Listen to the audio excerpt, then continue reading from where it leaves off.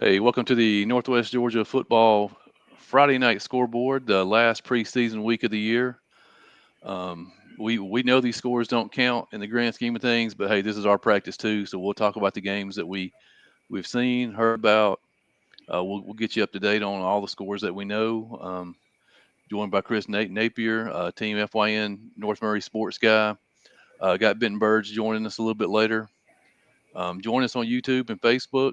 Send in your comments. We'll get them live here on the air, and we'll attempt to answer any and all questions you have. Chris? Yeah, I went out and saw Southeast at Murray County tonight. You know, this is finally for Murray County that they get to hit somebody other than themselves because they didn't play spring. So it was an interesting game. It was Kurt Napier's first game for Murray County.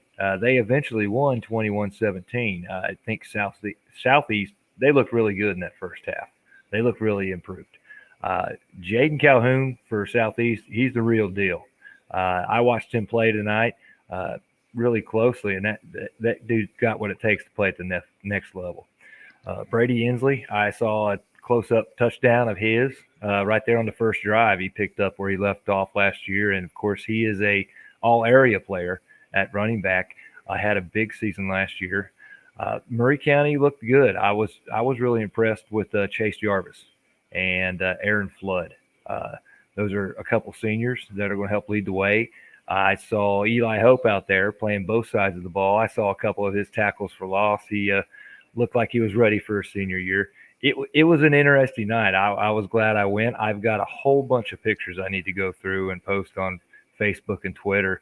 I've got some of the big players. I'm wanting to say I can't. You have to let me look up the names. I'm not as familiar with all the names. Um, but for Southeast, quarterback, I've got it right here. All right.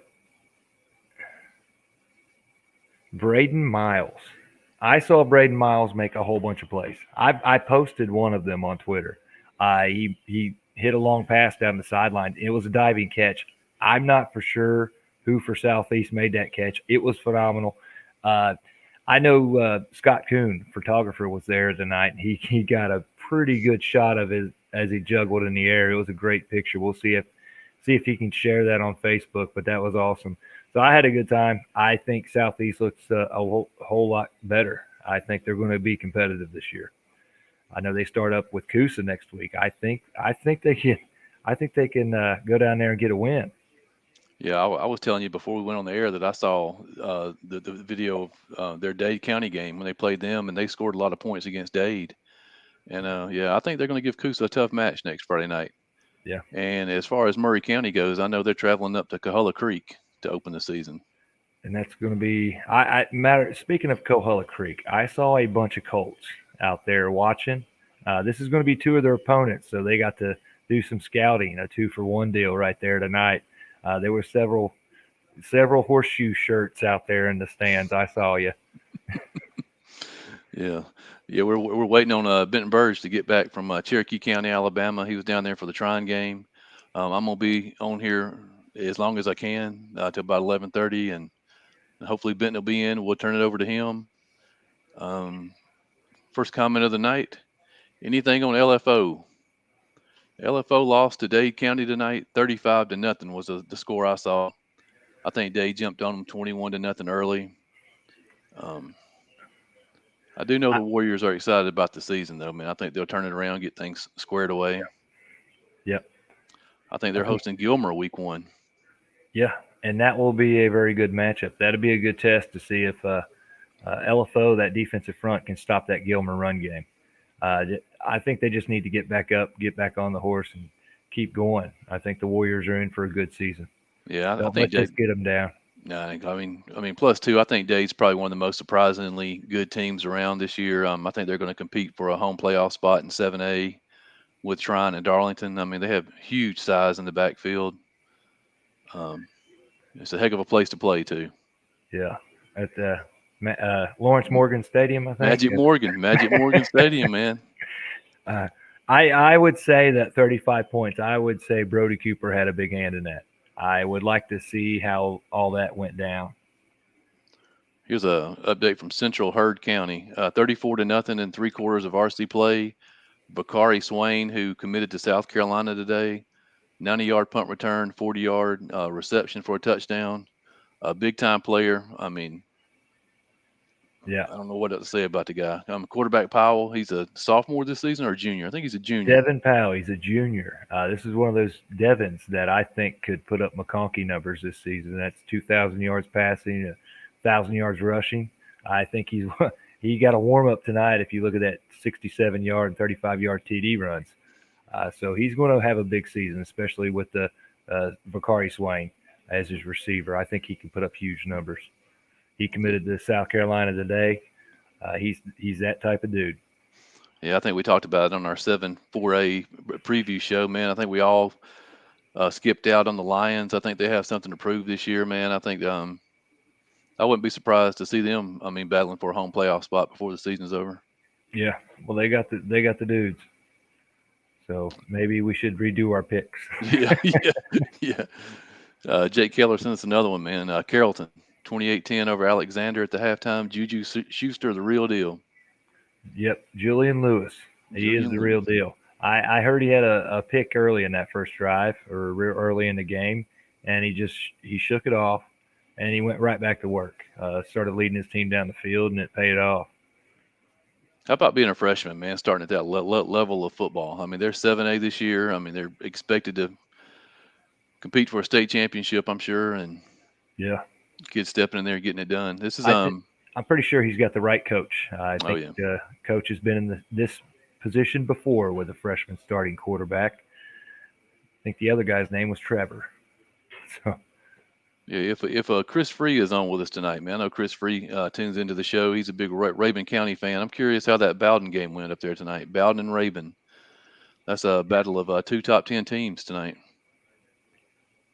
I'll tell you about the game I was at, man. I went and saw Temple at Armurchie. Armurchie played them tough. Very tough defensive game for both teams to the first half. It was 0-0 with about a minute to go in the second quarter. And Temple was able to punch a touchdown in. Tristan Vaughn scored 2 touchdowns for Temple tonight. Temple only allowed 40 yards offense in the first half. Real solid team, man. I think Coach Nix has them going. Yeah, I like Coach Nix. That's a good dude. Yeah. I got to talk to him a couple weeks ago, and he's excited about Temple football, and he should be after seeing that tonight. Yeah, and you have to be excited about the Indians' defense too, man. Because Temple's full of playmakers. Cam Vaughn was back there at QB. They didn't let him break any long runs until the third quarter. I think they pretty much held Temple to probably less than 100 yards before that final touchdown drive. Yeah, do you know if RJ is going to come on tonight? RJ, I do not know. He said he was getting old, man. He was getting sleepy, but I do know that he probably went home and went straight to bed after that game, huh? Yeah. For those that haven't heard, Rockmart 63-0 over Pickens in their scrimmage, 49-0 at halftime. Yeah. Well, Rockmart, they've got the athletes, so there is the man. We got the superstar in the house tonight. Yeah. Superstar is here. Superstar, huh? All the way from Fort Payne. Now all the ladies are going to tune in, man. Yeah. Yeah, let's hope not. Let's see what we got here, man. We got an update on Ringgold and Chattanooga Central. Ringgold was up 20-0 after the varsity half. Wow, that's pretty impressive. Pretty impressive, man. Chattanooga Central had some good 7-on-7s. I think they had a good one down here at Christian Heritage. So that's pretty impressive for Ringgold. Yeah, me and Benton saw them at the 7-on-7 at Christian Heritage. Oh no, what? Not Christian Heritage. At Ringgold. Ringgold, yeah, Ringgold. I thought they looked decent, you know. Yeah. So he said Heritage and Ringgold next Friday night is going to be a tight one. That's going to be a heck of a game. Yep, it always is. Yeah, week 1. What more could you ask for? Yeah, regardless of how the teams are going to turn out this year, that Heritage Ringgold game, that means a bunch. Catoosa County supremacy is on the line right there.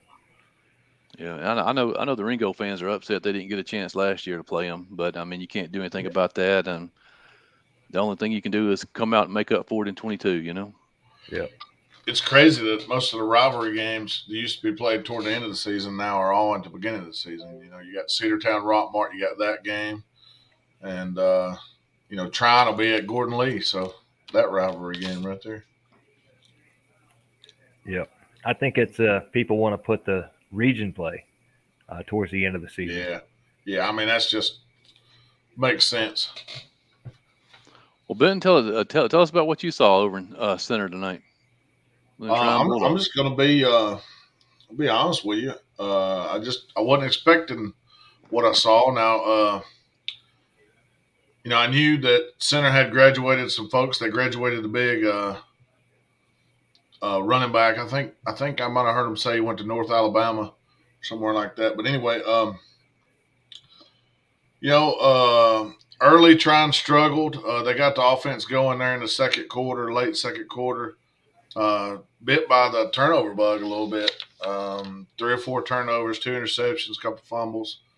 And you just can't give a good team a short field. And Cherokee, they had a bruiser and they had more of a speed guy, and the quarterback could run it as well. You could tell they were a veteran unit. The quarterback was well poised when he was rolling out of the pocket.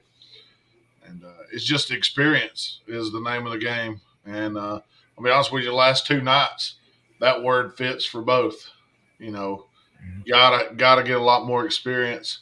Tonight, Trine's offensive line, and last night, basically the whole team at Chattooga needs more experience. I mean, honestly, if we're just going to be honest. Yeah, Chattooga's young, but they've got some playmakers. Yeah, the stat I heard, basically 4 players that had been on the field in meaningful snaps on Friday night. So that's big time. Anything on Dalton? Yep. Dalton beat Pepperell tonight, 28-10. That game next Friday night is going to be a big one, huh, Chris? Very big one. I'll be there reporting live. This will be the first ever meeting between North Murray and Dalton. And as far as Dalton playing a team from Murray County, this has been over a decade since this has happened. This is a big deal. Everybody remembers that Murray County Dalton rivalry.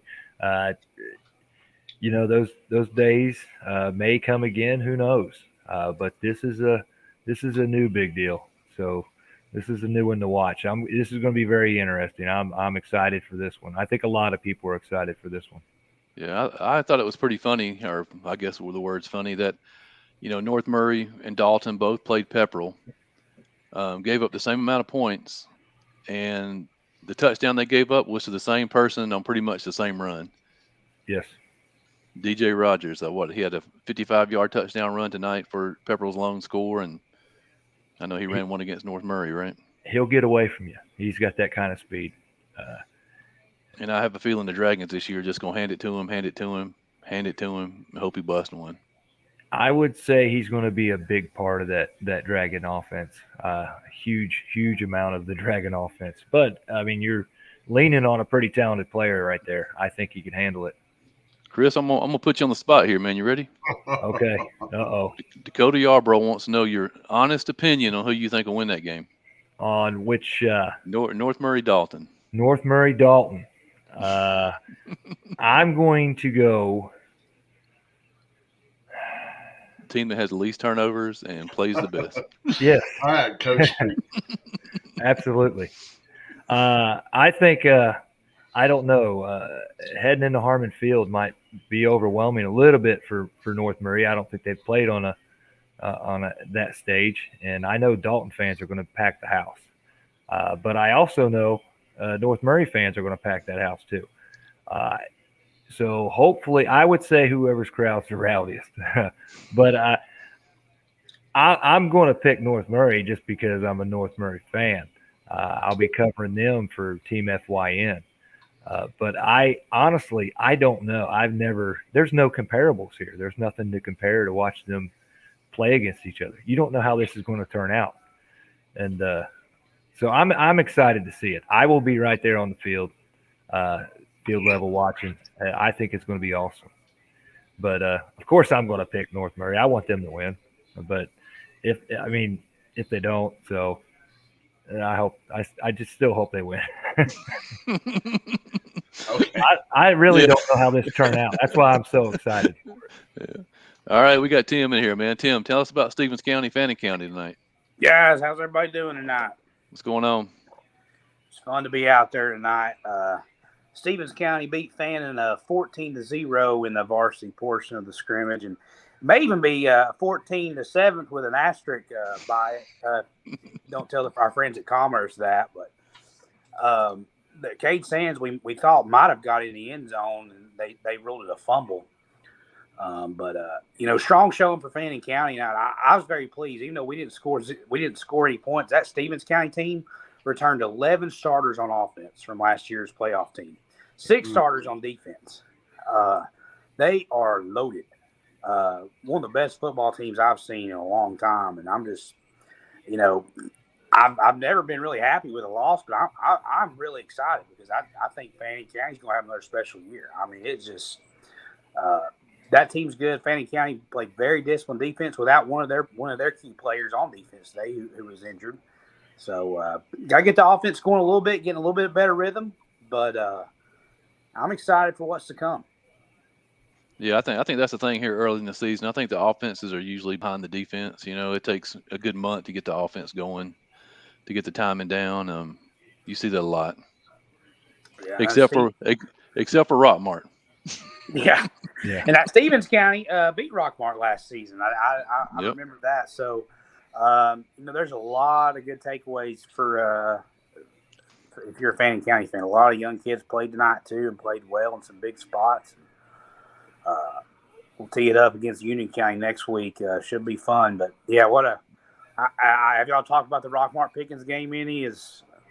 We just gave the score out. Yeah, we just talked about the score. I don't know who all that's scored. surprising. That's surprising. I know Rockmart's good, but still. Yeah, I have a feeling that Rockmart may be the best team we've seen around here in 4 or 5 years. I mean, I really think they're going to compete for a state championship. Yeah, I just I don't agree with some of the computer rankings. That's got them just outside the top 10. I don't see it. But that's the Fannin Stevens takeaway is, hey, a lot to be happy for. Even though Fannin didn't score tonight, 14-0 against a playoff team in AAA, Right. for sure. I think they're ranked number 8. Yeah. I mean, just a heck of a performance. A lot to be happy about tonight in Blue Ridge. But I'll tell you the best thing about it though is tonight is the end of the scrimmages. Man, it's real after we get done tonight. Yes, sir. It's time, real. man. It's real. It's time. Man, there's a lot of coaches right now staying over, looking at film, getting film. There's going to be coaches arriving at the field house in the morning to break down film. Sunday morning, Sunday afternoon, coaches are going to be in the field house. Man, boys, it's here. It is here. And it's going to be a fun real season in deal. Northwest Georgia. Yeah, it's after 11 o'clock. It's after 11 o'clock on this Friday night, which means in about an hour it's going to be officially game week. Dang right. I'm ready. I'm ready for the real stuff. Well, boys, I'm gonna get off here, but I'm probably hit the bed here in a minute. But I'm gonna watch y'all for a little bit, but keep doing what you're doing, guys.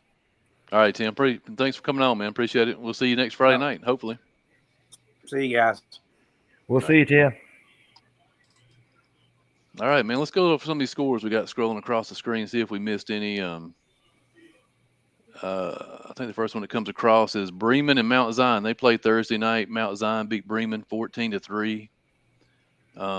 Bremen only scored 3 points in 6 varsity quarters this last 2 weeks, man. I'm sure they'll get the offense together and they'll be ready start of the season. But Cedartown Cass, it was 0-0 at halftime last night. I don't know if you guys, I know Benton watched a little of that one last night. Yeah. I guess the second team came in the second half, and Cedartown put the hammer on them. What was it? 38-0 was the final. Yeah. I want to say it was the first carry of the second half, and then it just exploded from there. Model Lafayette. Yeah, Model was up 28-13 heading into the fourth quarter. I don't know if they played the second team. The JV got in the fourth quarter, but Lafayette came back and scored 17 points in the fourth quarter and won 30-28. It was the junior varsity in the last quarter. My contact up there at Lafayette said that the two big guys made all the difference. Yeah, He said after about the first quarter and a half, they were tired of tackling the one guy. By the way, the big guy's playing tight end, by the way. Tight end, yep. Yeah, I've got some highlights I'm going to put on tomorrow of Daniel Jolly. Some people sent me some highlights of him catching passes and breaking tackles. So Jolly got it going tonight, huh? Jolly got it going. Model actually hosts Cherokee County next Friday night. How do you think that one's going to go? You've seen them both over the last 2 weeks. Man, I tell you what, I really like the veteran backfield and the line of scrimmage at Cherokee County. I mean, the quarterback, he always kept his eyes up. It seemed like he always made the right play. I think it's going to be a battle. I think it'll be a really good game. All right, guys. Well, I got to head off here. I got to get to bed too. I'm getting old. All right, Chris. We'll see you next Friday night, man, after that big Dalton game, huh? I will be on here Friday night. I can't wait for the next week's game. Yeah, and I think we're all going to get together this week and do a pick'em show, man. We're going to actually go live on the air and make our picks, and that way you can throw darts at us. And you can print us out, put us on the locker room, and I don't know, target practice, I guess. Yeah. So, I don't mind sharing picks. Nah. All right, guys. I will see you guys at the pick'em show sometime this week. All right, Chris. And I'll talk to you guys later. Have a good night. See ya. LFO Dade County. Somebody asked about that one. Dade County 35-0 over LFO. Dade jumped out to a 21-0 lead early. I was telling somebody earlier, man, I think Dade County is going to compete for that home playoff spot in 7A. I'm going to go on the record and say they're going to be right there battling. On the record. On the record. I don't have anything. I don't have any information that says otherwise at this point. Somebody's wanting to know about Lafayette versus Chattooga, Benton. What you think about that one coming up Friday night? Conventional wisdom says to go with the experienced team. It's hard to say. It's hard to say if Fort Payne was that good, or if it. Honestly, I would say that I would expect Chattooga to be about a 2-touchdown underdog, at least probably. It's just going to be, can they get the skill of the ball, and can they protect up front? And I don't know what kind of passing game Lafayette has, but that would probably benefit them to put the ball in the air at this point. Yeah. I'll tell you one of the scores I'm trying to find is South Paulding and Hiram. I'm wondering how that one turned out tonight. Quarterback for South Paulding, man, he committed to Kansas today or in the last 24 hours. I think South Paulding's going to have a huge season. Central beat Heard County 34-0 in 3 quarters. I thought that was the other way around. No. Vicari Swain had a 90-yard kickoff return for a touchdown, 40-yard touchdown reception. Okay, I must have read it wrong. A kid for sure is going to be one of our player of the year candidates come season end, Ringo 20-0 over Chattanooga Central. Southeast Whitfield, Murray. I can't remember the score though. I know it was close. Chris was just here talking about it. I think Murray County got them 21-17 maybe. Really? The last I heard, Murray hadn't scored any points. That's going to be a big game Friday night at Coosa for Southeast, man. I think that game's going to go down to the wire, man. Coosa and Southeast. Coosa and Southeast. It looked. This guy that asked me about Lafayette, or that asked about Lafayette Chattooga, he looks like he's got a jersey on. I can't tell if it's a red jersey or an orange jersey. Probably a Lafayette player or a Chattooga player. Yeah. Just tell them, man. Whoever controls the ball doesn't turn it over. Yeah, forget all that coach speak. I'll be honest with you. I I think tell you what. Lafayette should win the game, but I mean, that doesn't. It wouldn't be surprised. I wouldn't be surprised if it went the other way. Speaking of teams in 7A, man, I was real impressed with the Armurchie defense tonight, especially the first two quarters. I think they got tired maybe in the second half. I mean, they got a lot of kids that play both ways, of course. I mean, Class A school. Yeah, I mean, that's common. But, I mean, they held Temple to probably less than 100 yards in the first half. And Temple's got some playmakers. And they're going to be real good, man, down there in are they in 5A? I know they're down there with Heard County and Lamar and Crawford. I honestly I don't know what division that is down there. Somebody asking about Grayson Paulding County score. I haven't seen any on that either, but kudos to Grayson. I mean, kudos to Paulding County for Going there. stepping up and playing those guys, you know? Absolutely. I mean, they're. I mean, at times they've been nationally ranked, have they not? Yep.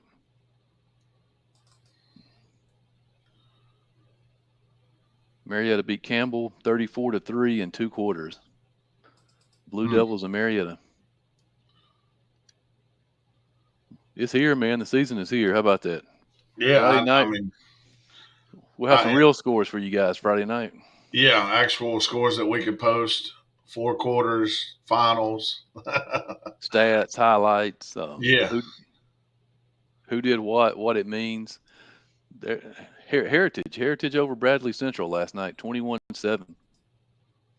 I think that I think 7-4A is going to be fun to watch. Yeah, it's going to be fun to watch that 7-4A, man. Central, Northwest, Heritage, Sonoraville, they're going to be battling it out.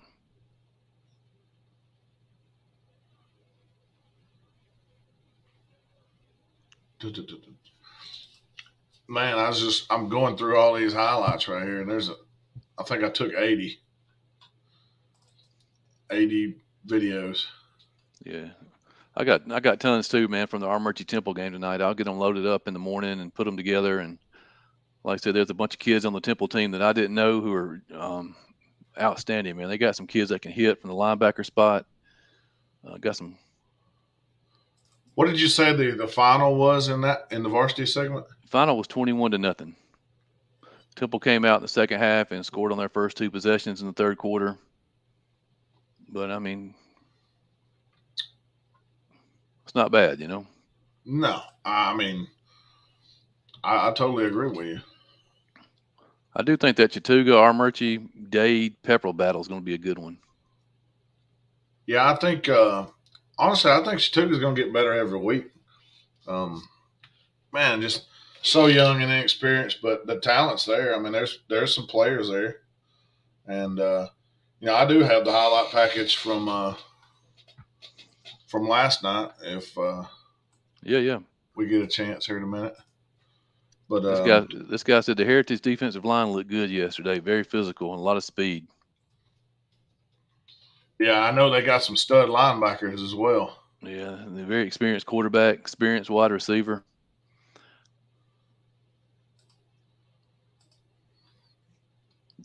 And just going to throw this out there to give them some inspiration. They are 11-point underdogs Friday night to Ringgold. Yeah, we you gonna have all those stats for us on the Pick'em show this week? Yeah, I'll have it on the Pick'em show this week. I'll give you all the lines to all the games this week. There's 30 games in our area. Man, plenty to talk about. We'll go over the 10 that are on our Pick'em, and we'll make our picks live on the air. This guy says, "What do y'all know about Gilmer County?" I know they are very good, very physical. Paul Standard's got them playing very well. They beat Commerce last week in a 3-quarter scrimmage. I would say on the rise. Team on the rise. Team on the rise.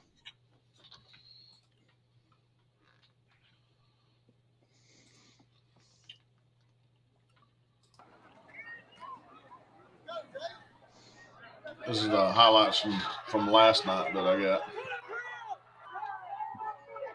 That's going to be a breakout player this year, I think, in 7A. Zayden Perry. Yeah.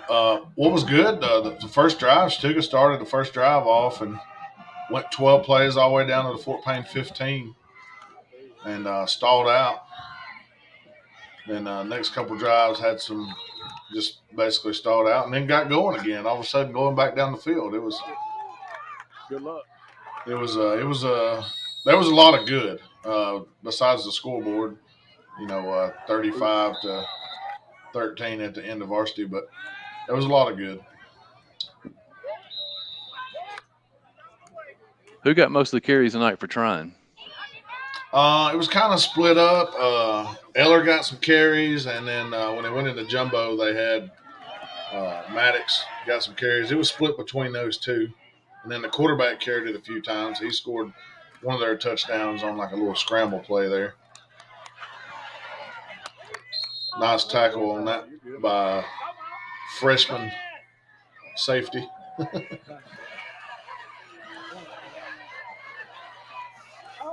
I'm pretty sure Fort Payne had the senior quarterback. They got a fairly good running back. You'll see him here in a minute, number 2. And I don't know if you can see their sidelines, but there's a lot of them.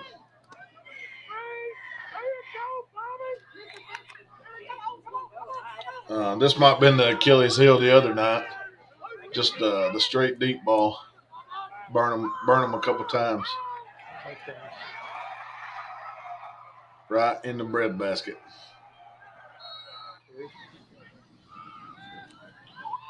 Then, Billy Settlemore, he didn't like that this guy picked that. A little body slam action. That reminds me of old Louis Medina at Troy. Oh, yeah.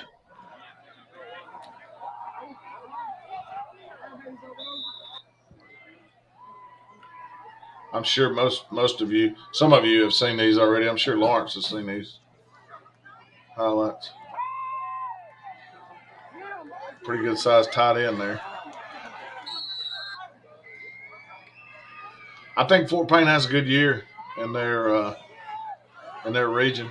That Cherokee County team has Fort Payne on their schedule later in the year, so that'll be interesting to see how they match up with Fort Payne.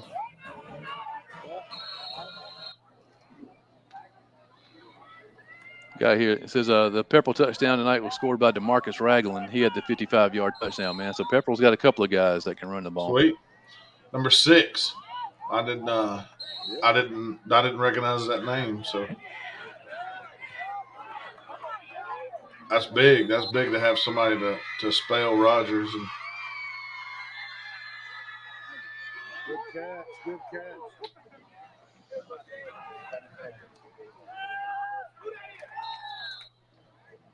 sorry, my highlight package is over 4 minutes long. A lot of highlights. Somebody want to know how Woodlands did tonight. Haven't heard anything from Woodlands, but they were playing Lassiter tonight.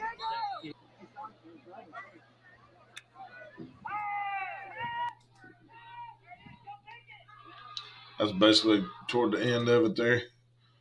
But yeah, I haven't heard anything on the. He says DeMarcus Ragland is a senior. That's pretty good, man. They have a couple of options back there in the backfield. I thought they're just gonna have the one option, and with 2, I don't know, that'll free them up a little bit. I know they have a good offensive line this year, and Pepperell's gonna be right there in the mix too. Yeah, man, I really think.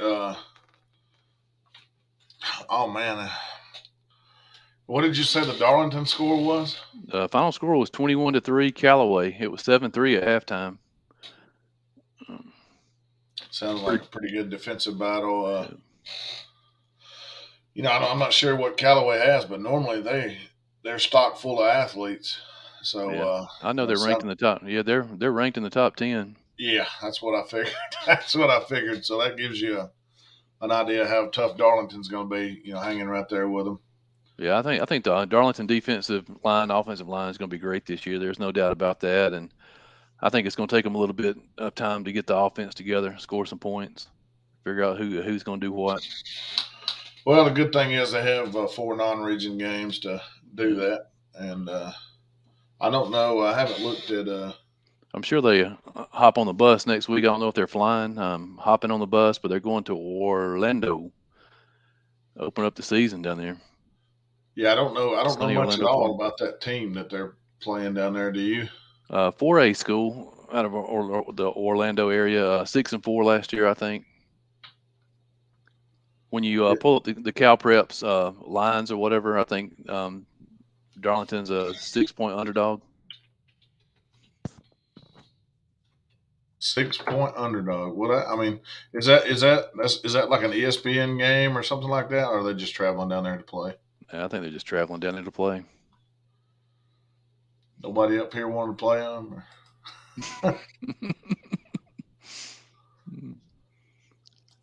Yeah, I saw that the Atlanta Journal report today where a lot of the Florida schools canceled out on the Georgia schools first week Because of what? They said something about the contract. They didn't like the contract that DeKalb County had with them, and I don't think anybody really knows, What did you say that Olympia? I just wanted to see what the Massey prediction says. This guy says, watch out for the Cass Colonels, man. They should have blown out Cedartown last night. They dropped a lot of passes. Don't be shocked if Cass wins the region and makes it to the Final Four this year. Whew. I will say I was impressed that they held Cedartown to 0 points last night in that varsity half.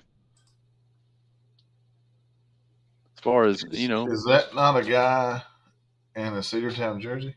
I don't know. I don't know, but I hope they do make the Final Four, man. I hope they do compete. They got a huge game Friday night, Corky Kale on TV, Kennesaw Mountain, right here at Barron Stadium. So the games at Barron are on Friday, correct? Yeah. Starts at 2:00. St. Francis for somebody, and then Kennesaw Mountain and Cass, and then Rome and Creekside is a nightcap. And I figure they'll probably finish up about 12:30 Friday night. So we'll probably still be. We'll have a huge show Friday night, man. Our opening show will be huge next Friday night. We'll be on all night long, man. And I'm excited, man. I'm excited to actually report some real scores, and we'll put them on the ticker down there, so we don't have to try to keep up with them. And a big long list. You said 30 teams. 30 games, man. 30 games, 48 teams. Are you? I noticed you're doing your team pick 'em, the wins. Yep. I seen that was posted. I think I got a winner. You got a winner. I got to looking at it. I got to looking at it last night. I was sorry last year and didn't calculate the totals until last night. I beat you by 1 game last year. Are you serious? I had 38 wins. You had 37. Man. Well, I'm taking it this year. I got a winner though. I got a winner. Well, I'll tell you who my 4 is. You tell me who your 4 is. I don't put it in. So yeah, I haven't picked my 4 yet, but I got one guaranteed. Guaranteed it's going to get me at least +5 in the win column. I'd have to look at your page so I can remember who I picked. I'm thinking I had Sonoraville. I don't remember. I'd have to look. Yeah, I'll have to look too tonight. All right, man. I got to roll out of here and go make some real money, and you can stay on, man. Your fans keep you occupied. Keep sending in your messages and questions. Ben will answer anything you want. You guys want to talk about Chattooga? Chattooga trying. It does, yeah. Well, I mean, honestly, that game gets a little bit more interesting after. I mean, not saying that trying won't iron everything out, but I'm pretty sure I heard one of the coaches say, you turn it over 5 times, you're going to have tough results, and I think they'll clean that up. This has got to be for you, man, because this ain't for me. How come you didn't get my catch on video, man? Which okay, I see the picture. You talking about the one down the? Are you talking about the one down the sideline? I'm gonna blame your coaches on that because I have it, but it's not a. You can't even tell it's you. You can't even see you because the people's in the way. Yeah, I'm behind it. like I said before I sign off, man, any Temple Armurchie people watching tonight, I got plenty of highlights. I'm gonna get them on tomorrow. Got some great hits, great tackles. I'll get all that uploaded tonight and on in the morning. If it's if that guy's who I think it is, you got some more catches in you. I'll get you. He said it's fine. He was just wondering. All right, man. I'll see you next Friday night. Yes, sir. We'll see you. All right. I'll stay on here for a little while longer. Hopefully, you've heard most of the scores from Lawrence because I just got in here a few minutes ago from Cherokee County, so I'm not extremely updated on it. If you had anything interesting that happened tonight you want to talk about, just shoot it on over.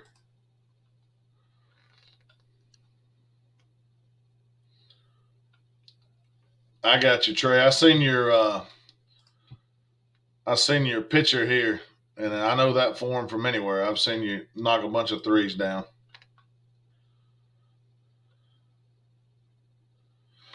He says, "Can we get a little preview from y'all on next week's game, and both of y'all pick a team you think." Next week's game, maybe an upset. Let's see here. Let me pull up next week's games.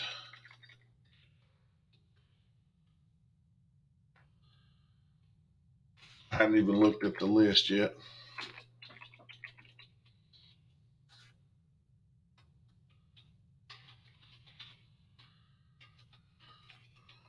Let's see here. Upsets.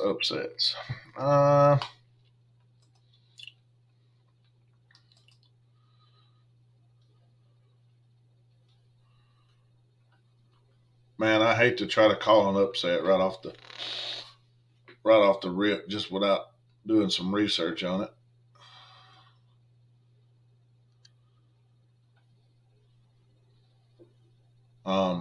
I mean, Lawrence did say that Olympia, Florida was favored, but I wouldn't be surprised if Darlington went down there and won that game. That's really a cop out. I guess it's not a real upset, but let's see here. Gordon Central Armurchie, I'm not sure who's favored that in that game, but I think that'll be a battle. Either team could win that.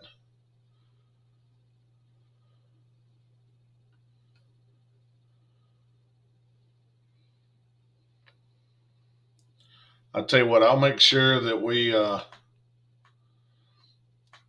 talk about an upset game next week. I'll make sure they pick them out, and we'll probably talk about them either Wednesday or. This guy says, anything out of Rockmart? Yeah, the last I heard on Rockmart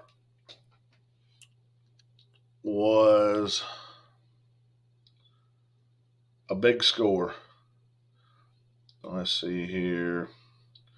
Total unofficially 63-0, I think is what I'm seeing.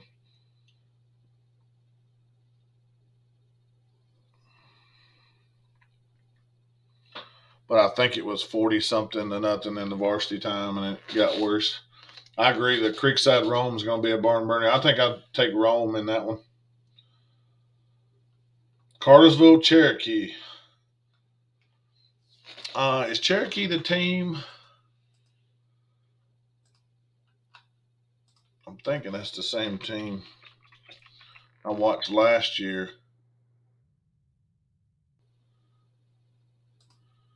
The Warriors out of Canton, yeah. 49-0. 49-0. I thought it was 40-something-0. Like I said, these scrimmage scores I hadn't got down, but next week when we do we get actual scores, we'll have them scrolling across the bottom down there, so we can update those and we won't have to try to remember all the scores. Let me guess, another IT conference? You're gonna be back in a couple days, Toms. Let's throw a rager. Let's see here. The Cherokee team. I'm not sure what Cherokee's bringing back.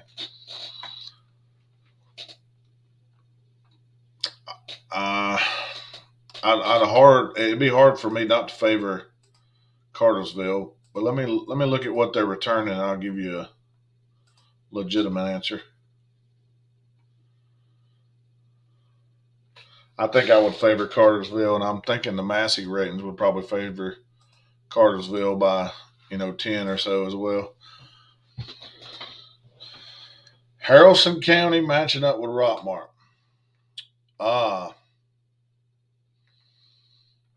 I'm gonna be honest with you. I think the line of scrimmages will probably be okay, but I think Rockmart's gonna have too much skill for just about anybody they got on their schedule, minus maybe Cedartown, and they may beat Cedartown as well, but I just don't know if Haralson's gonna hang in there with the likes of Rockmart. Like Lawrence said earlier, he thinks Rockmart may be the best team we've seen around here in 3 or 4 years, and they can make a deep run. Calhoun and BT, man, Calhoun's offense is going to be really good, and I know BT lost if I'm not mistaken, the big running back to Buford. I'm not sure what they got replacing that. They're normally a pretty good team, but I would favor Calhoun in that one. They got the tight end. They got a couple guys on the line of scrimmage that's committed to colleges. And it seems like Calhoun always finds a good quarterback to spread the ball around.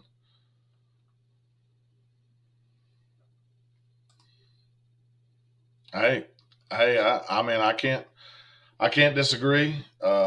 People said that about Callaway Haralson. Remind me how that one ended up, because I'm guessing that was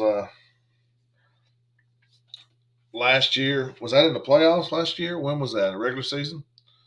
I mean, I think Callaway's a good team. I think they're top 10 this year, but I still don't think they're to the level of Rockmart. And we might find out.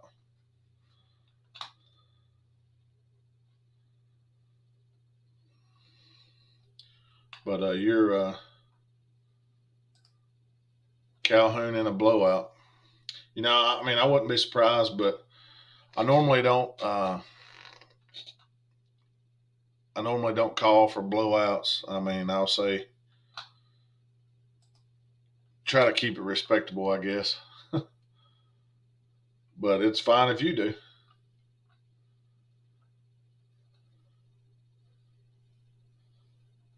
Central and Herd. That Central team really been impressive, and they didn't take too kindly to not many of us picking them to make the playoffs. So I think they kind of got a little chip on their shoulder, and they got the athletes. I think the comment's been made that you never know, you might get them all the way up toward second, third. They could definitely make the playoffs, but it's just I think that I think most of us have seen athletes there before. I'm not sure if it's as good as now, but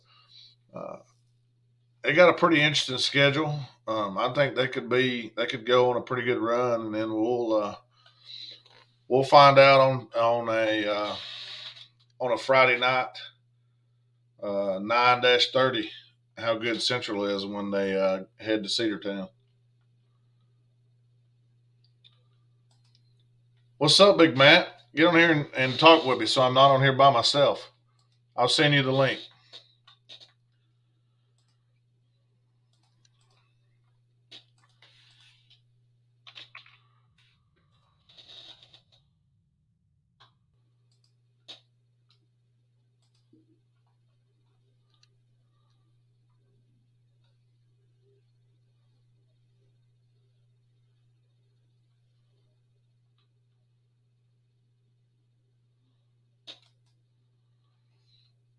I got you. Yeah, I do agree with the last one, but I mean, and I think Coach Peavy has been quoted on saying that you're not going to replace Clay Hyatt with one person, but they're prepared to do it with multiple people. And honestly, I think they're going to have a good team. I think that that Coach P. I mean, I really like Coach Peavy. I think that team's going to be physical, and they're not going to change their offense. They're going to do the same thing that they've always done. Dakota Yarborough says Cedartown and Rockmart. Man, I think I would go Rockmart right now. I don't think it'll be a huge advantage because I think they match up pretty well against each other.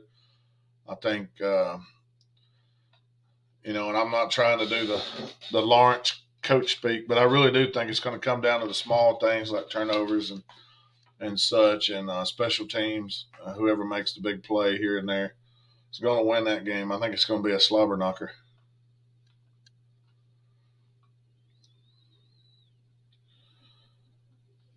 Let me see if I can find anything on Paulding County and Grayson.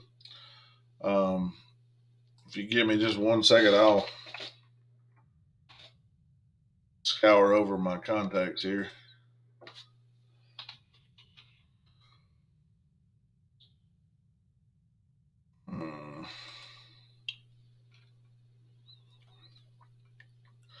Most people honestly don't like to report scrimmage highlight or scrimmage scores, especially the schools. They could care less, but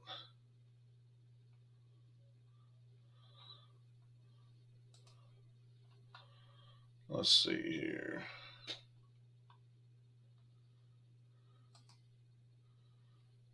I think the Mountain Coast Network might have had that game tonight. Let's see if they've updated anything.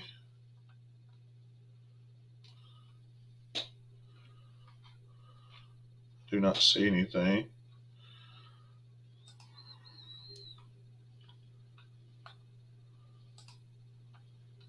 (31-23). That'd be a heck of a game if it did end up 31-23.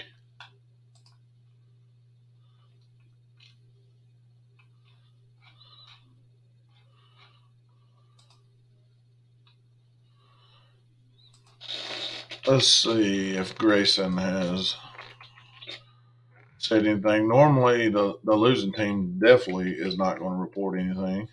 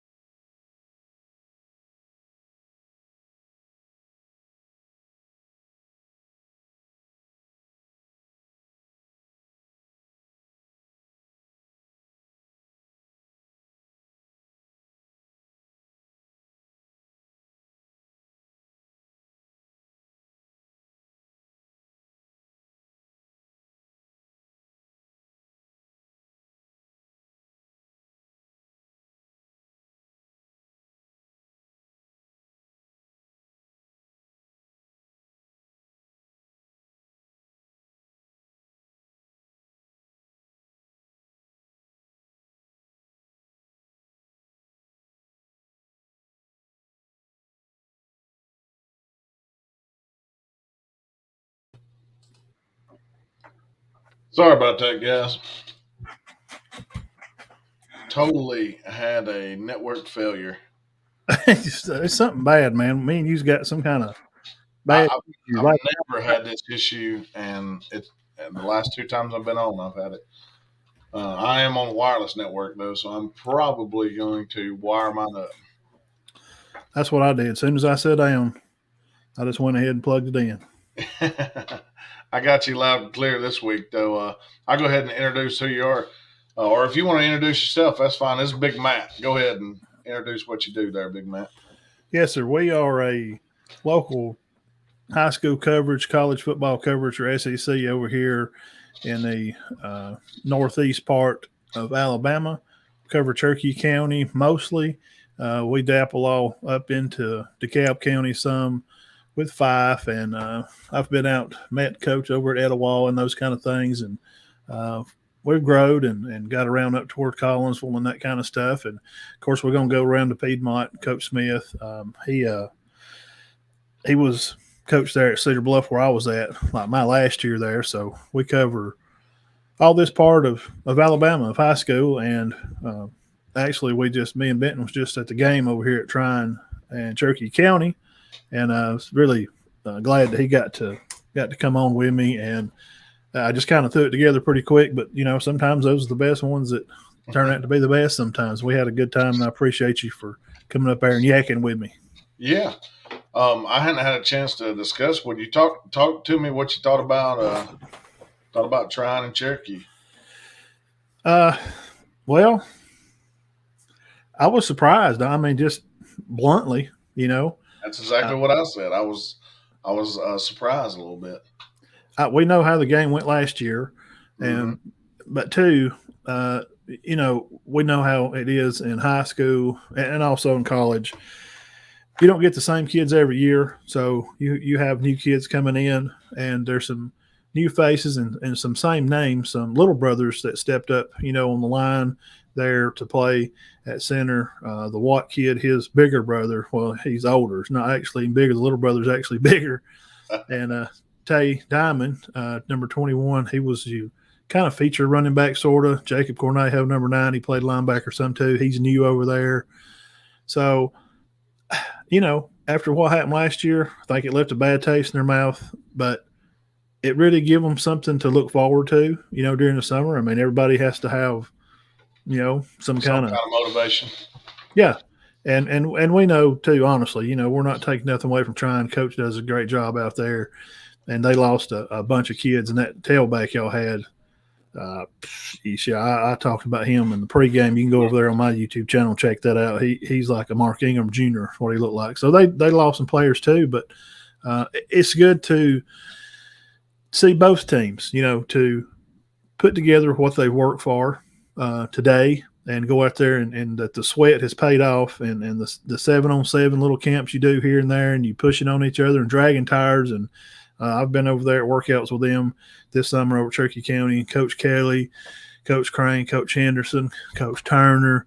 I'll miss Coach Weaver. I'll miss somebody, and the coaches putting in work, and they were really excited, man. They were running up down the sidelines and high-fiving, and it's good to see them, it's paying off. What we've been working towards has really accomplished into something. They come out, seemed like they had a purpose. I thought defense played good. They got a few turnovers. It'll definitely give them some motivation as they get on the buses and travel over to y'all's neck of the woods next week. They'll be over at Model. So that'll be another good matchup for the guys.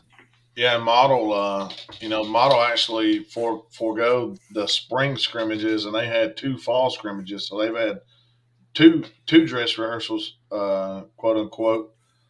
They went up to Lafayette tonight and won the varsity portion.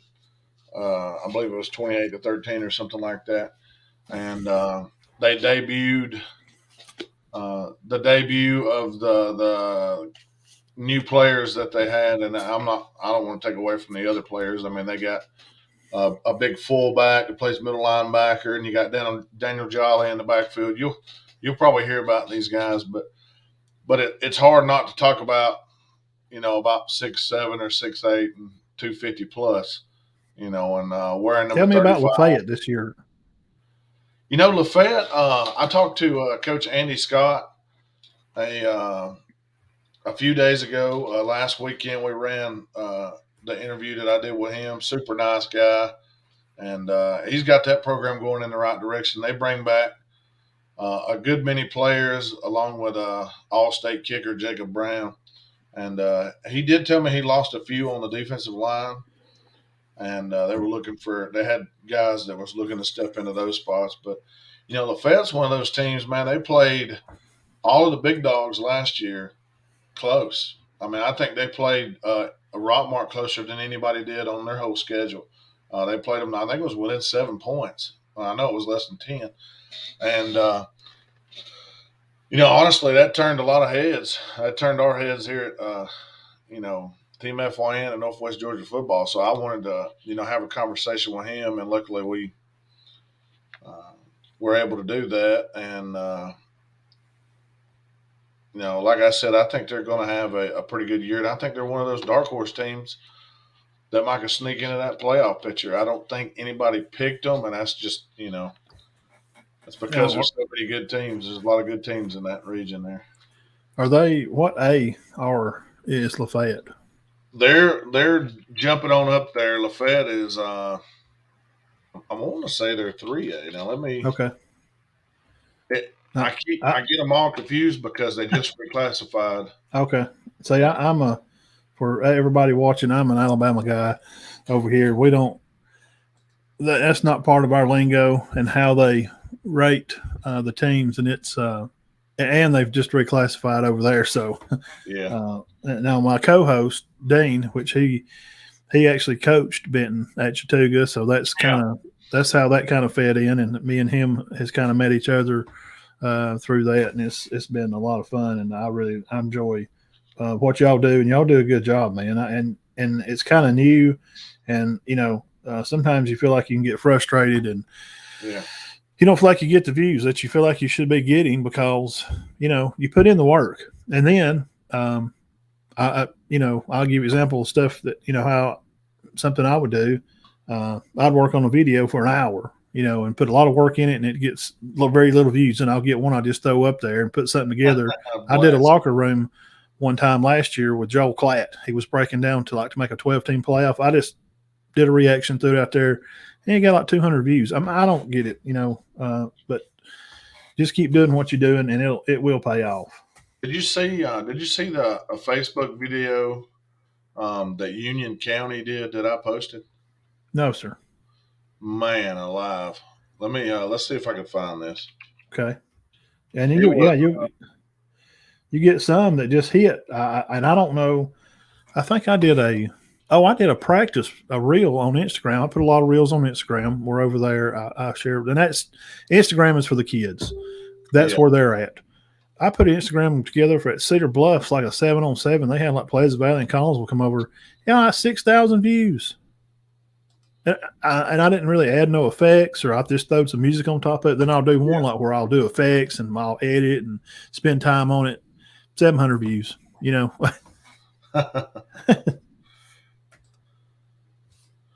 So this one, let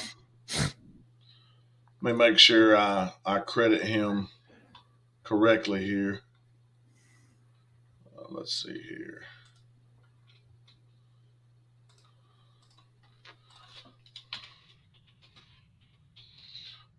Let me pull. This is one of my buddies that who's really blossomed lately. He great guy, and he worked for a newspaper, I think, in Northeast Georgia.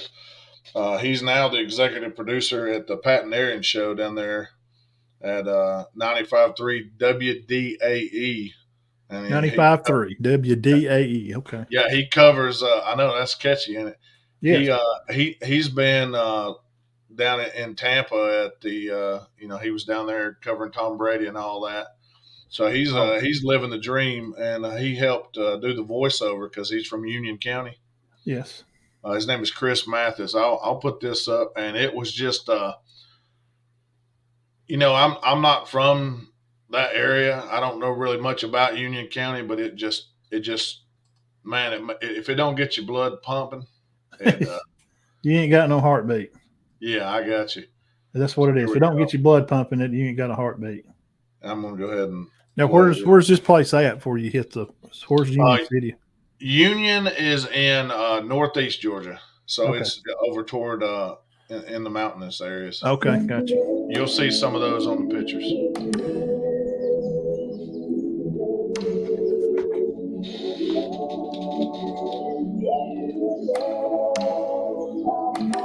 Wow, some cool effects. Oh yeah. Just wait till you see Prime. some of the videos. You got a drone out there. Yeah. That's some ESPN looking stuff. I know. Yeah. Welcome to Union County, my home, your home, and this is our house. Bro, I got to step my game From the up. mountaintops of Watergrass Town to the valleys carved out by the Notley River, our home was founded and built from blood, sweat, and tears. Our dreams were born from hard work, Wow. passion, and the pursuit of excellence.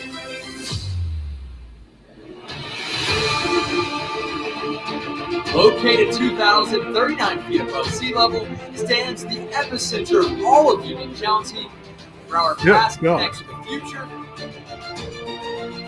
Our traditions are handed down from generation to generation.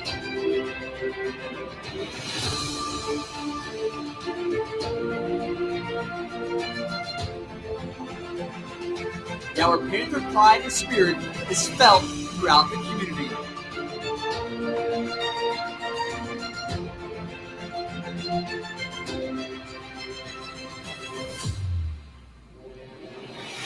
From young to old, we see that hard work, determination, and love for each other sustains us, creating a common bond that was molded and formed by our core values instilled in us. We represent our parents, grandparents, neighbors, or town, this county, and our state.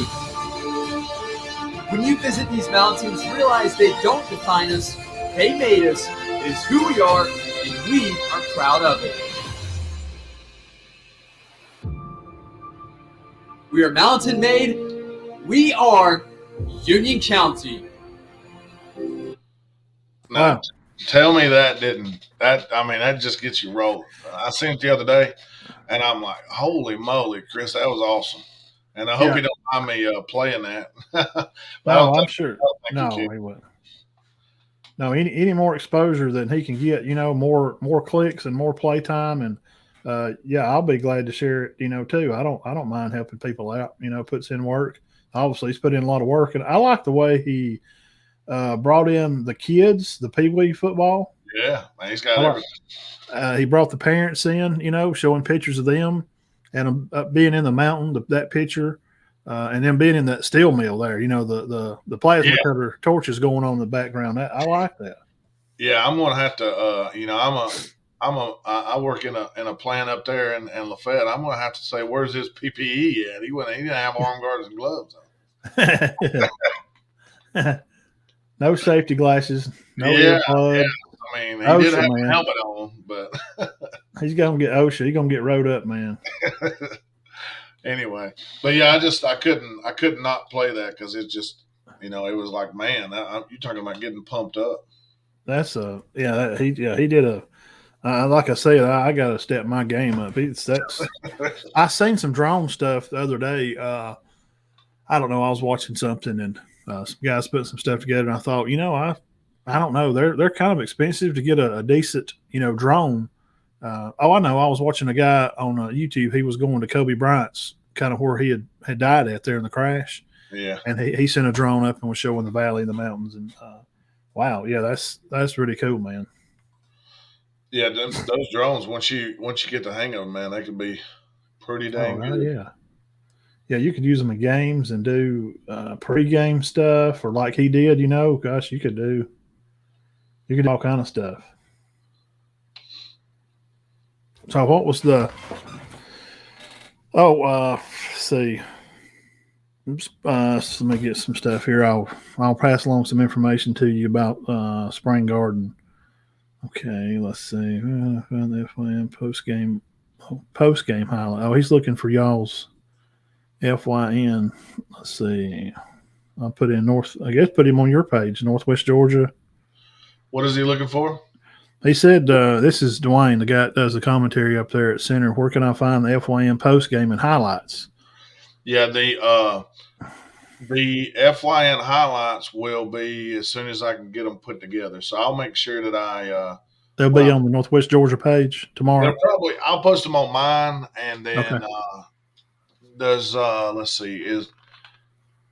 Cherokee County have a Twitter page? Cherokee football. Yeah, it's under Cherokee. You can do at like Cherokee County High School because I tag them, and I tagged them with you in that little clip I put together. Okay, what I'll do is I'll when I post them up, and I should be able to get them tonight, but right now I just I haven't been able to get them together yet because I just walked in and the boys were talking. I'll tell him they'll be up tomorrow. I'll tell him to find your YouTube page. Lawrence says y'all boys pulling an all-nighter. No, yeah, we'll stay up all night. I got to get up about 5. It don't matter to me. Some of my buddies are on on Messenger here, watching the pregame, and said, "Heck yeah, I made the show." I was talking about him and his son, and okay, where's that at? Where? Let me find Dean here. Seems like, okay. Hanley beat Etowah 14-7, and the other track they beat Spring Garden 14-0, but it wasn't terrible. And then Garden and Ohatchee tied zeros. Okay. That was from the one and only Diamond Dean. Diamond Dean. I've got the page pulled up with some of the highlights that I'll end up putting on there. It's just like I said, I ain't quite got to them yet. Yeah, I understand. You see, I'm gonna turn this around and cheat. You can see what I'm doing if you could see that computer. I'm editing pictures. I'm kind of just flipping through them and seeing which ones are blurry or which ones are bad. Because the kids, I've already got 7 or 8 messages. Hey, you get me. I was running the ball tonight. You got some of me. And so, yeah, I know exactly what you're saying. I try to put them up there for them because they're excited. They played good tonight. I was ready to see how they would play when, because there's no doubt. I mean, that Tryon's gonna bring the pain. Yeah, they're not short on tackling ability or what they do. So I was just it's good to see you get hit and you hit back. And what was Nine's name again? I can't remember. Jacob Cornejo. Cornejo. He I believe this is the first play. Yeah, that's right. He cut that one back, and that was a good run there, and then big give Tay Diamond there. That's 21. Yep. Now he ain't even got driver's license yet. He's got a couple more years to play.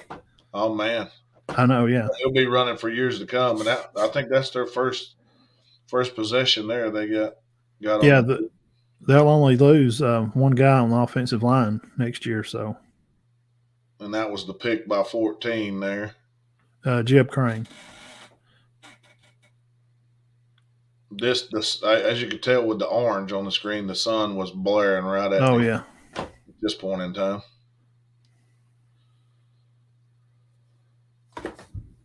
I feel like Tryon, made some strides there after halftime and got going a little bit there. Yeah.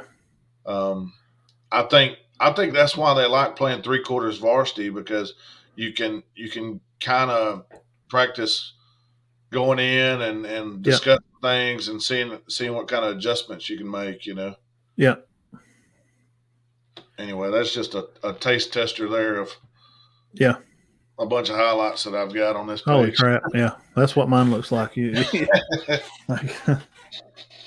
I shot a few videos over there on the sideline, probably 4 or 5, but you know how it is doing videos.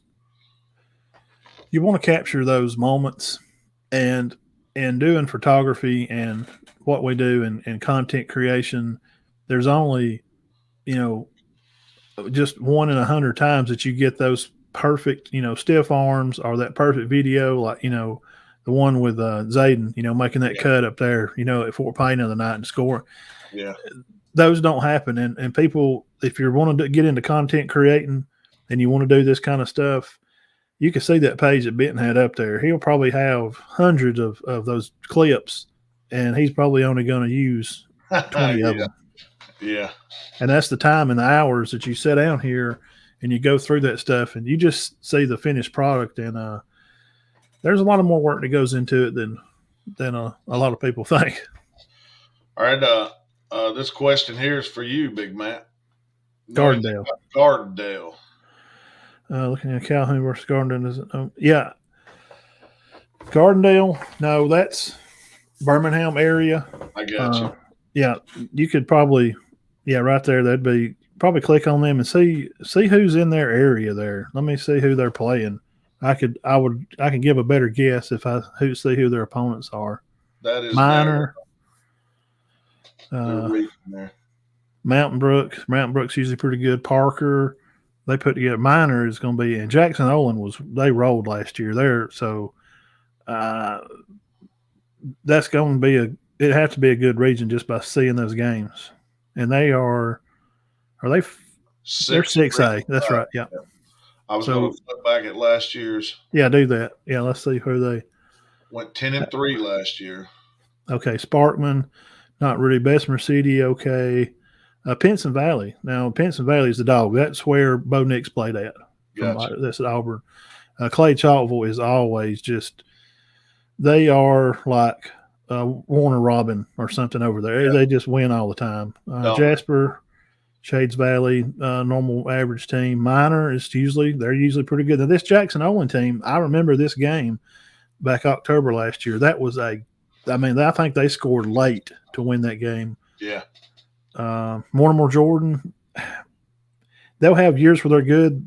Like they'll be I think they just moved up or something. I think Hartselle, Homewood, man, God, I've seen them in person. They got some big old cats.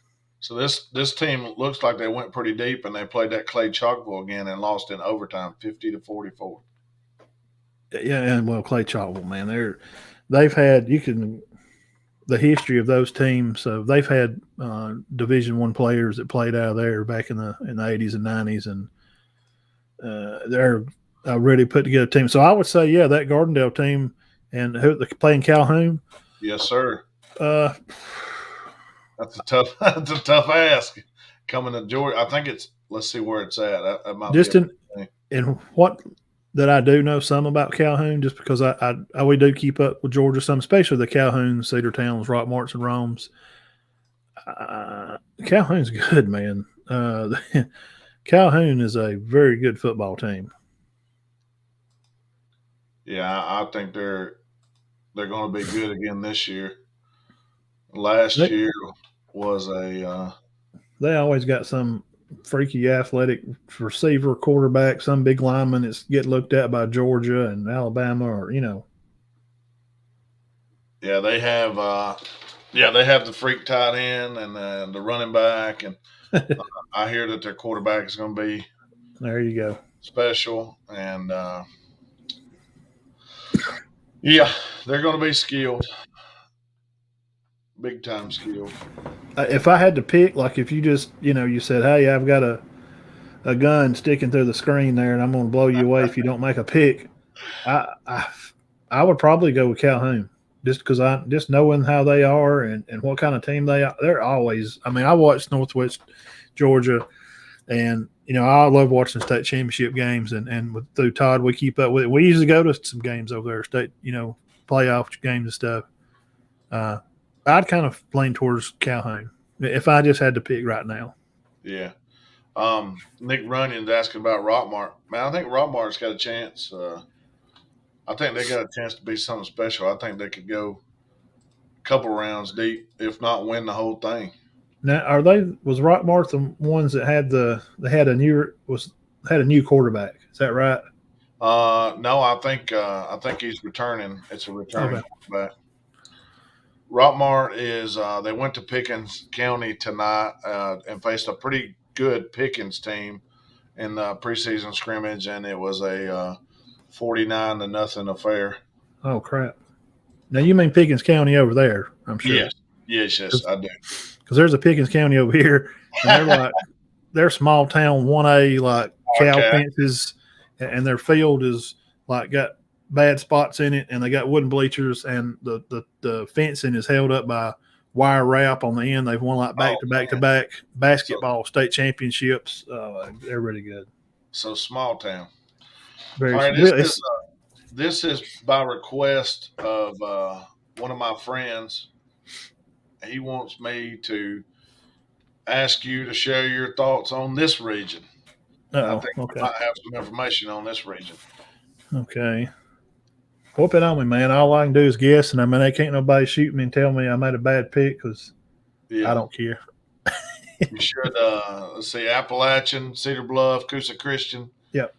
Decatur Heritage, Gainesville, Valley Head, and Woodville. Yes, sir. I know you just talked to Gainesville's head coach last week, and what's the question about the region? Just what you thought about the region, and who you think the front runners are. I'll go ahead and spill the guts. The guy that asked me is a Valley Head guy, and he's really bullish on Valley Head. He thinks they're going to have a really good season this year. Well, now we cover all this area, and I know that team fairly well. And the matchup that they played with them last year, and the Gainesville game and Coosa, and we don't really pick like who's going to win the region on our show, but this is not my show, so I can do it over here behind closed doors. Between like just me and Todd talking. Man, Valley Head's going to be really good. I don't know why. Just between me and him, we kind of feel like they're going to be the region. They're going to come out to be the front runners. Okay, Gotcha. Yeah. We ain't seen them play yet, Mm-hmm. and I get some pictures and I share some stuff from somebody that's up there that way, and I love sharing stuff from Valley Head, and we're growing to where I was trying to get a time to where I could get up there and meet coach and take some pictures of the guys working out like we do around here. Yeah. I don't know why they couldn't win that region. Cedar Bluff, won it. They won it last year. They went down to Summerton. That was a huge surprise. Coach Beckett's first year, they go to Summerton and won. It was a surprise to me too. But here's the only catch. Now, what's the guy's name for Valley Head? Which one? The guy that was asking about it, or the player? Yeah. The guy is asking. His name's Aaron. Oh yeah. Okay. Aaron, I would assume that we're kind of picking Valley Head, to be very good in that region, and I don't know why they couldn't, probably win the region. Now here's some other things that you can take into thought, since it's a football show and we like talking football. Yeah. We don't know much about Decatur Heritage. What we do know is what we know from the past. So all I can account for is what I know about Decatur Heritage from we've played them before at Cedar Bluff, and we always had to match up with them, usually second or third round. They always put together a good team, and they're always they're private school, and they're hard to beat. And they are bringing back their quarterback to Decatur, and he's a real smoke show. He's their baseball all-star pitcher. You hear what I'm saying? Yeah, I got you. So in process of elimination, Decatur always has some kind of top gun quarterback, and they're going to be usually, 220 across the front on the line. They're usually going to be pretty big up front. So that's the variable. Now, I'm not a math guy. That's Todd's thing. I'm a history guy. So Decatur Heritage is the variable. They're the X that we don't know a lot about. But knowing what we know, we'd assume Valley Head should be, one or two. And now Coosa Christian, Coach O'Brien's done and Teddy and Alaric's helping out this year. They have done a great job. Teddy's come over from Fife. He was a defensive coordinator over there for a long time. And they're going to be different. Coosa's not going to be the team that people used to just schedule for homecoming because, just what it is what it is. We all say it and everybody knows it. Yeah, I know what you're saying. Coosa's not going to be that team you want to schedule for homecoming anymore. Woodville is not going to be really good. I don't think their numbers have been really good. Their quarterback was really good 2 years ago when my son played. We went up there and played him. He was a playmaker. They had a few big linemen. I think they're down a few players. So Cedar Bluff, you got a first-year quarterback, Bucky Leak Alexander. He's going to be taking, he'll be taking the snaps, and it's no secret now. They've had camps, and it's nothing to hide about that. They're really young up front. They got a good freshman and 10th grade class. They're just really young. Coach Beckett's trying to get some of these younger guys coming into the program at Cedar Bluff to play football. And in some ways in today's times, and everybody that's listening to you right now knows because they keep up with high school football, a lot of kids just don't want to play football anymore. So Coach Beckett's done a good job trying to build that up. So with their age and where they're at and what they've lost and where Coosa is, they're going to be better. Decatur's that variable we don't know, so they're kind of floating. And Woodville's down on their numbers. Now, Coach Knapp over at Gilsville, now we watched them play the other night. You got a senior at quarterback, Tanner, and you're going to have Briley. He's going to be playing a little in the backfield. He's going to be playing some linebacker, it looks like. So that's no secret anymore. It's out there. Valley Head people were over there watching Coosa people, Cedar Bluff, to kind of see a sneak peek of what, Coach Knapp's going to be able to do over there. And they got a lot of young guys too. So with all that being said, why not? Aaron, we assume that Valley Head would be one or for sure probably a two. But, how's Coosa going to do? They got some new players, and Teddy's really got them guys going. And Cedar Bluff, sometimes if they play a little bit of heart, they may get lucky, in a game. If you can keep it close, and you got Coach Beckett over there, gosh, he's been doing this for a long time, just like Coach O'Brien. And so, it's going to be an interesting region. Cedar Bluff will start with Wintersboro next week. Nice. So that's kind of a wrap on that region. So, yes, Aaron, Valley Head should be. They're not going to finish last in that region. Yeah. Or next to last. So I believe this is talking back on Georgia teams, so I'll speak on this one. Who are some sleeper teams, in my opinion? If you're talking about sleeper teams, teams that may win some games that, that maybe hadn't been in the past, I think Woodland might be one of those teams you watch out for. They got some pretty good talent down there, and I would say I don't know if you can call Cass a sleeper team, but I was really impressed with Cass in their first half against Cedartown the other day. Sleeper team. I honestly, I know a lot of us had Dade County either third, fourth, or fifth. I think you better not sleep on Dade County because I think Coach Poston's going to bring them to whatever field they're playing at on the schedule, and they're going to doggone give you a fight. So I would say you could add them in there. Ringo lost a ton. Ringo lost 20-something seniors, and get this, Big Matt. Ringo had 14 seniors sign college scholarship last year. 14. That sounds like some but anyway, one of Robin's team or something. And they still got some players coming back. And this is a week one matchup, man. Cedartown Rockmart. Who do you guys like between Cedartown and Rockmart next Friday? Boy, that'll be that's always a good game. There isn't a rodeo this year at the same night. Good. So it'll be packed.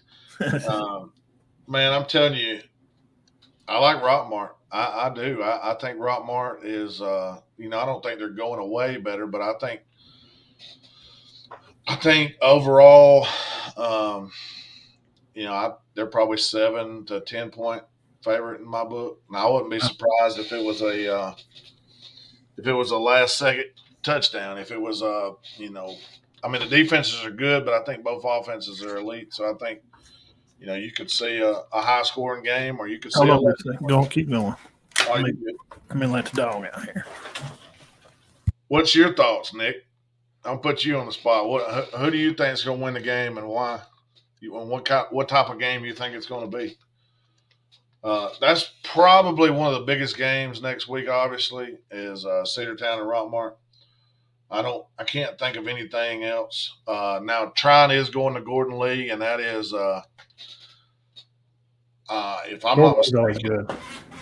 not mistaken, I think Trine Gordon Lee is like one of the longest standing rivalries in the state of Georgia. There was a story about it not too long ago, and I would expect Trine to win that game. I seen Gordon Lee in the spring, and they got some athletes now. They got a big guy on the end. I can't remember his name right off hand because there's just so many kids and so many schools, but he's a good player, and they figure some things out. That Trine Gordon Lee game could be interesting. Hey, I've heard watching the NFHS network. I'll go on there and click on Georgia games. Especially November time, and that's where I found out about Buford. Good gracious, man! Holy crap! Those Buford teams and Gordon Lee. I remember watching them play some games. They got some big kids. Big man. It's a compliment, I guess, to you towards Cedar Bluff. He said he was at a game last year. He was at the lake. He wanted to watch some football. So it's a nice stadium and a good atmosphere down there at Cedar Bluff. Yeah, I appreciate it. Yes, it's a small rural place, and we had some updates on the stadiums, and it is. We try to keep it up, and Coach Beck has added some things, putting some like the years we won regions like up on the top of the bleachers, and the food's good, and everybody's usually friendly, and so yeah, we appreciate that. Man, the food is good. I had a steak sandwich down there one time, and it was off the charts. Yeah, Miss Becky and Donald Sanders, which we named the concession stand after them, they worked in it for years and years and years, and they've done a great job. They finally retired doing it.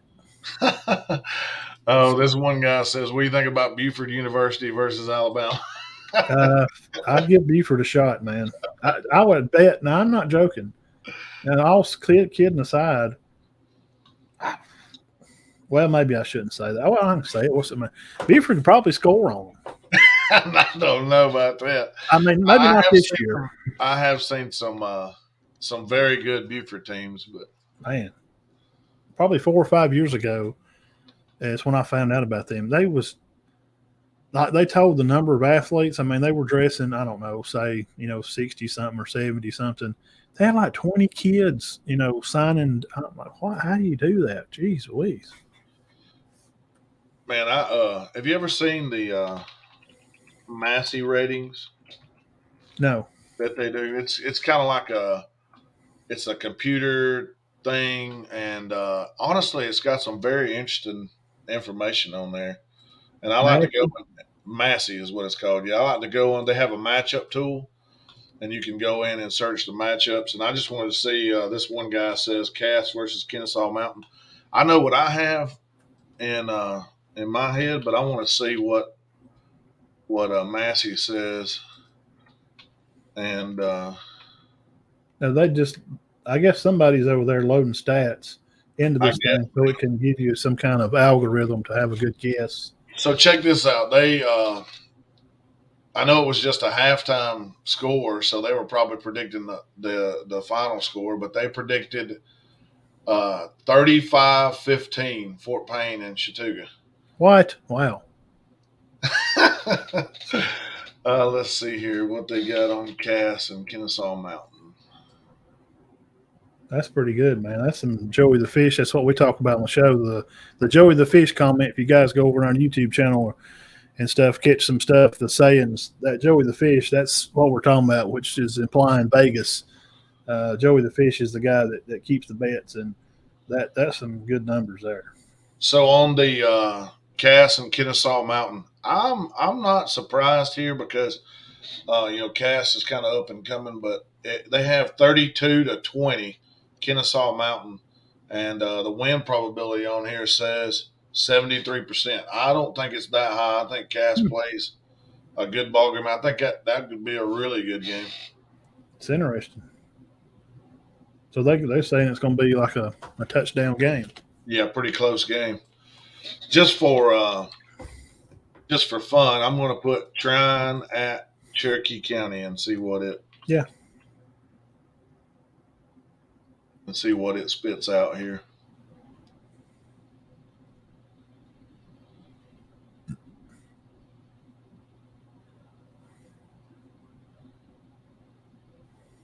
It's like a null and void. It ain't giving me no. It ain't giving me no answer. I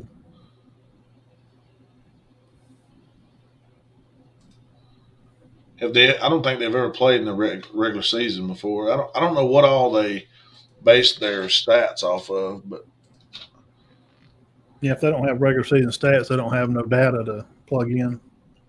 Yeah, but anyway, I probably should be hopping off here. I'm going to go play some golf in the morning at 8:00 up at the world famous Little Mo Run Golf and Country Club.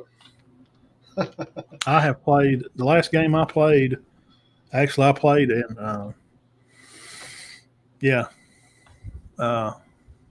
what's the name of the little town up there?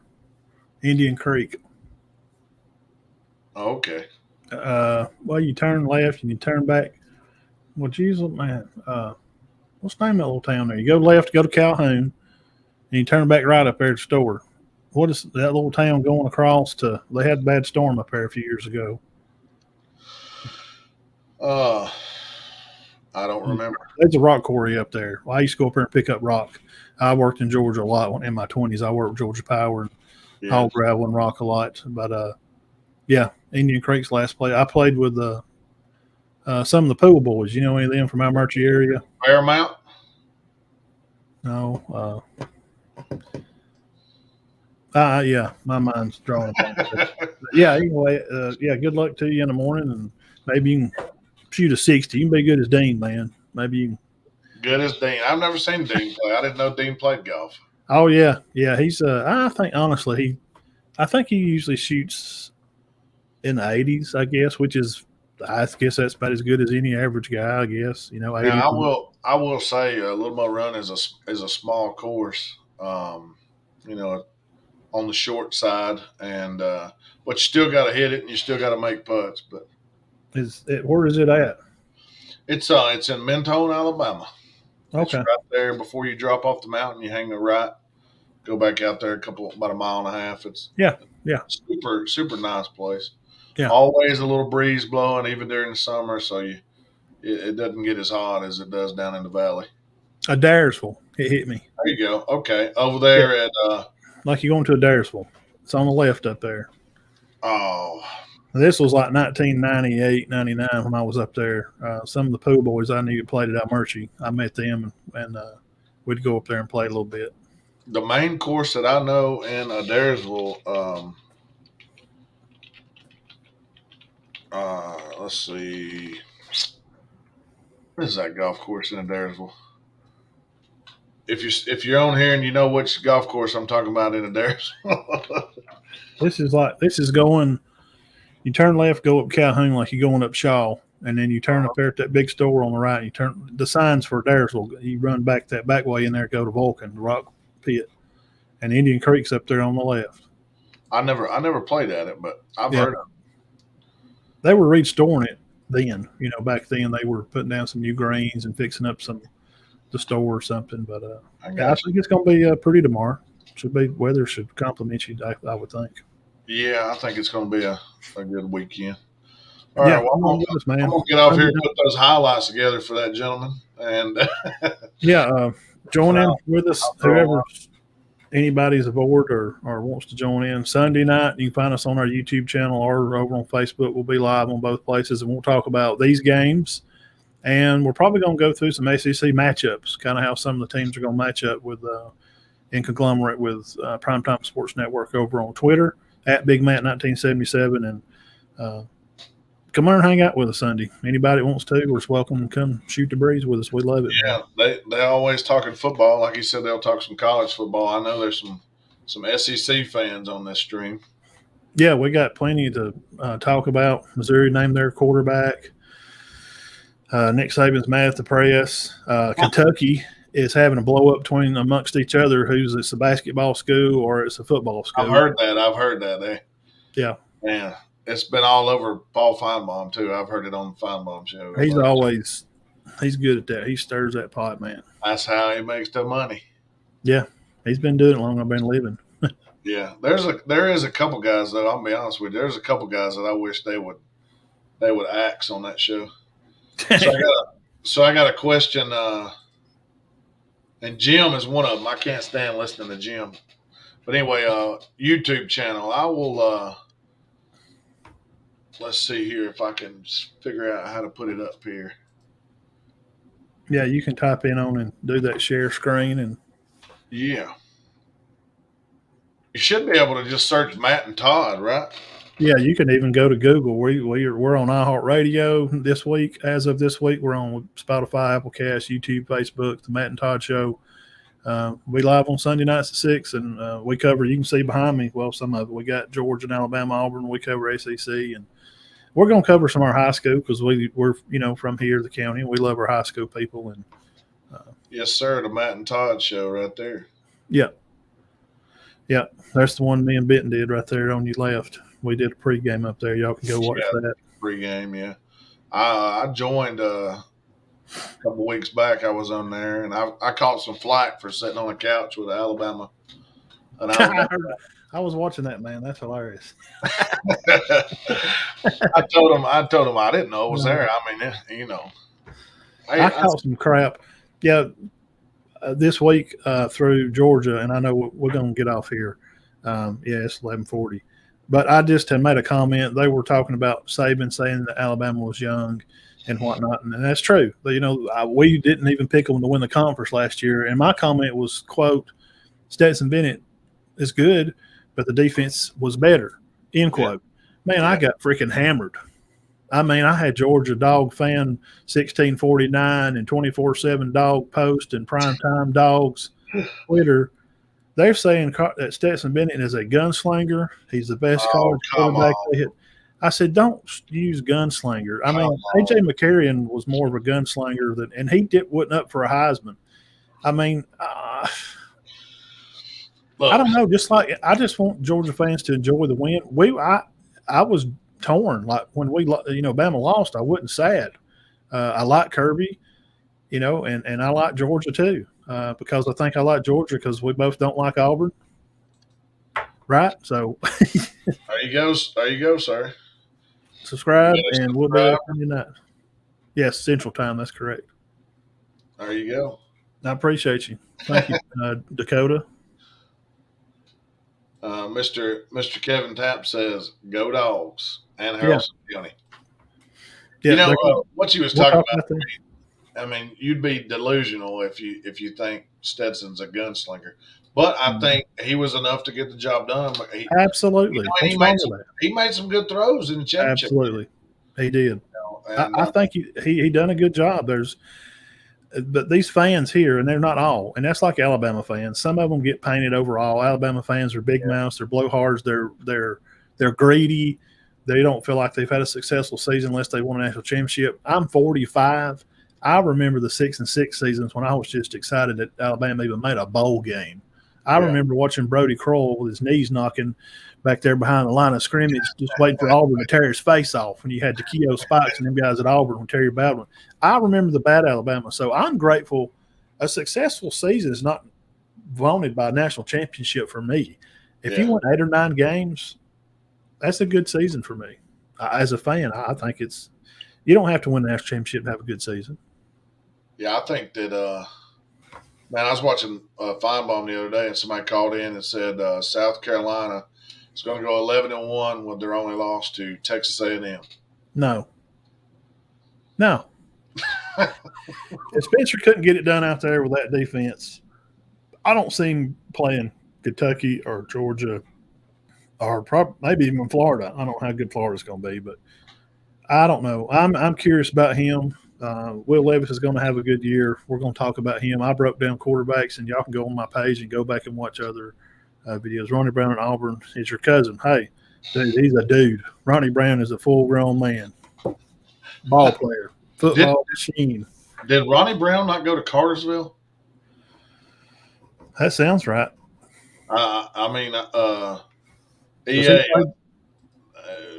Answer that question. I'm pretty sure he went to Cartersville, did he not? Because Cadillac played, over here at Etowah. Yeah.